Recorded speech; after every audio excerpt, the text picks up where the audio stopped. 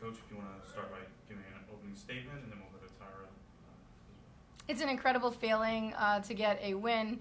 The last 2 times we've played in this game and hosted the first round, we have not won. So I'm really proud of our young women. They did a tremendous job, especially with Fisher, best player in the league, going out and getting hurt and not playing, the entire second half and most of the second quarter. So I thought our energy was great. I thought that was the difference in the game. Great energy from 1 through 13 on the bench, and I thought we just played our butts off and we played our hearts out. And today was a big character win for us.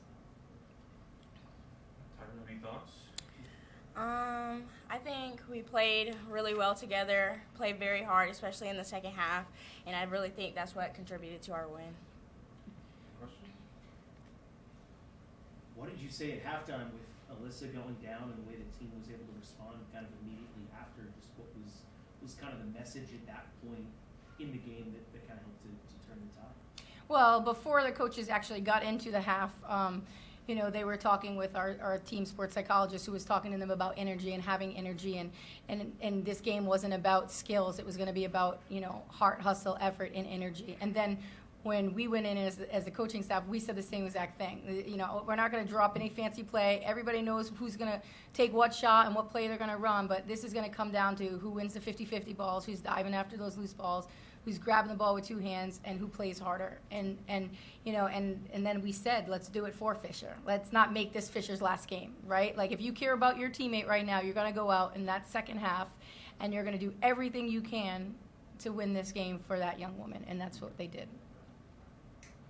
Tyra, just kind of feeding off the crowd tonight, especially, as the team kind of got rolling, just how much did that energy kind of help to play into the energy you guys were able to bring out there, especially defensively in the second half, where I think we're 2 for their first 25, shooting at halftime? The energy was great. Our bench was phenomenal with the energy, and it really contributed and followed up on the court, especially, and also the crowd. That really helped us as well. So, just with everything that this season has been, moving and having to play here at Pratt, just how much does this win mean to now move on to the semifinals for the first time in, I think, since 2015 for the program to kind of get there to win a game? Well, we've been talking about rising above all year. We've had a lot of adversity. We lost 3 starters early, and so this season has been about not worrying about what we don't have and focusing on what we do have,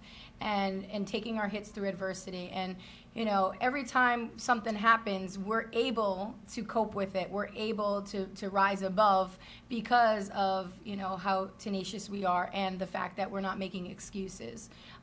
We talked about the makeup of St. Francis Brooklyn and how we are Brooklyn tough, and that is not just a slogan, that is an action, and that's how we live and that's how we play. And it starts with our leadership with Irma Garcia, and it's all about what we have and what we're going to overcome. And everybody has bumps in the roads, roller coasters, injuries, and this and that, but I feel like we're equipped to handle it because we've been through it, and we're not going to make excuses. Since day one, Coach has told us there's going to be obstacles. We just got to weather the storm, and I really think as a team we've done that. We stayed positive, especially our leadership with the captains, Jay, Esty, and Fisher, always keeping us energetic and positive. So this is like nothing new for us. Yeah. How proud are you of what Tyra did tonight, and then also Angie and Sarah, the freshmen, the sophomores, really stepping up in this big moment?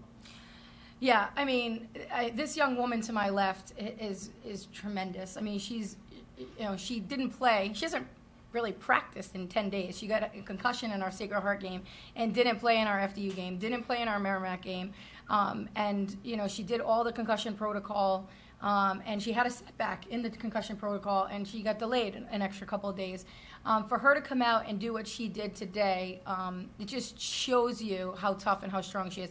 And she's been playing with a chip her whole life, right? A smaller, undersized guard, and didn't have a ton of offers out of high school. And her parents are tough. They're from New York and New Jersey. They want her up here in the city. And this kid has earned every accolade that she's got. And, you would never know she's a freshman when she steps out on that court. She doesn't act like a freshman. Day one in practice, she's diving, and I call her my little pit bull, even though we're the Terriers. But she acts like a pit bull in practice, and she's a team first player. She doesn't care how many points she scores, and this is who you build your future around, right? This is the kid that's going to be in the Hall of Fame here one day, And then I can't say enough about Esti Varga.